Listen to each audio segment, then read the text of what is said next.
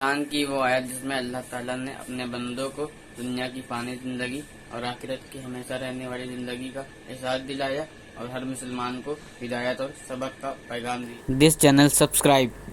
اور جب تم نے کہا کہ اے موسیٰ ہم سے ایک ہی قسم کے کھانے پر ہرگز صبر نہ ہو سکے گا، اس لیے اپنے رب سے دعا کیجیے کہ وہ ہمیں زمین کی پیداوار ساگ، ککڑی، گیہوں، مسور اور پیاز دے۔ آپ نے فرمایا بہتر چیز کے بدلے ادنیٰ چیز کیوں طلب کرتے ہو؟ اچھا شہر میں جاؤ، وہاں تمہاری چاہت کی یہ سب چیزیں ملیں گی۔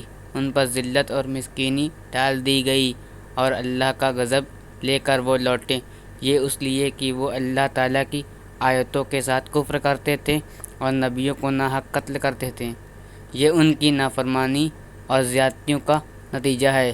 مسلمان ہو، یہودی ہو، نصارہ ہو یا صحابی ہو، جو کوئی بھی اللہ تعالیٰ پر اور قیامت کے دن پر ایمان لائے اور نیک عمل کرے، ان کے اجر ان کے رب کے پاس ہیں اور ان پر نہ تو کوئی خوف ہے اور نہ اداسی۔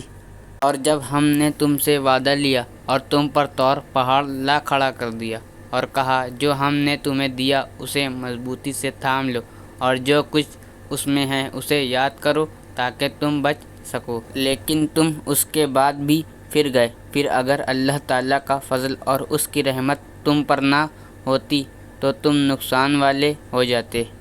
اور یقیناً تمہیں ان لوگوں کا علم بھی ہے جو تم میں سے ہفتے کے بارے میں حد سے بڑھ گئے، اور ہم نے بھی کہہ دیا کہ تم ذلیل بندر بن جاؤ۔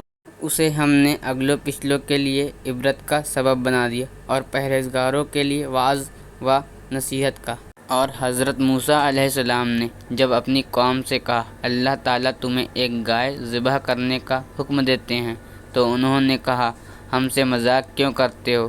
آپ نے جواب دیا میں ایسا جاہل ہونے سے اللہ تعالیٰ کی پناہ پکڑتا ہوں۔ انہوں نے کہا اے موسیٰ دعا کیجیے کہ اللہ تعالیٰ ہمارے لیے اس کی ماہیت بیان کر دے۔ آپ نے فرمایا سنو، وہ گائے نہ تو بالکل بڑھیا ہو نہ بچہ بالکل درمیانی عمر کی نوجوان ہو، اب جو تمہیں حکم دیا گیا ہے بجا لاؤ۔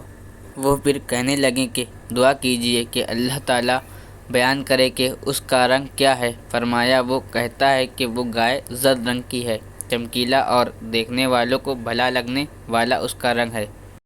وہ کہنے لگے اپنے رب سے اور دعا کیجیے کہ ہمیں اس کی مزید ماہیت بتلائیں، اس قسم کی گائے تو بہت ہیں، پتہ نہیں چلتا، اگر اللہ نے چاہا تو ہم ہدایت والے ہو جائیں گے۔